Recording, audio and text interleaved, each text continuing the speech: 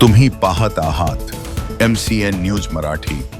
अनुसूचित जाती आरक्षणाचे उपवर्गीकरण करून बदल समितीमार्फत अनुसूचित जाती आरक्षण विरोधी षडयंत्र रचले जात आहे। घटनात्मक दृष्टीने अखंड असलेल्या अनुसूचित जातीत विभागणी करून वाद व भांडणे लावण्याचा हा मनुवादी व्यवस्थेचा घाट आहे।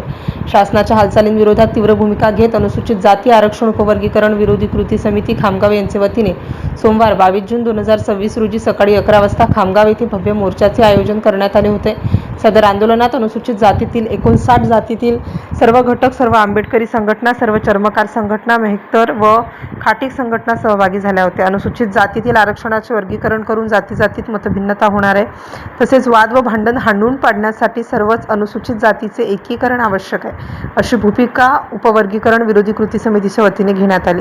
त्यामुळे जास्तीत जास्त संख्येने आरक्षण प्रेमींनी सहभागी व्हावे असे आवाहन अनुसूचित जाती आरक्षण उपवर्गीकरण विरोधी कृती समितीच्या वतीने करण्यात आले होते। या आंदोलनाला सकारात्मक प्रतिसाद देत अनुसूचित जातीतील सर्वच जाती धर्माचे नागरिक मोठ्या संख्येने सहभागी झाले होते। या मोर्चाची सुरुवात खामगाव येथील डॉक्टर बाबासाहेब आंबेडकर पूर्णाकृती स्मारक येथून झाली।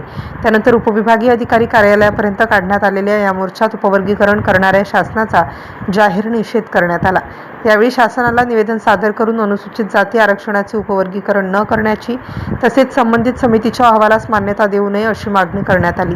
MCN न्यूज मराठीकरिता गजानन खंडारे, खामगाव।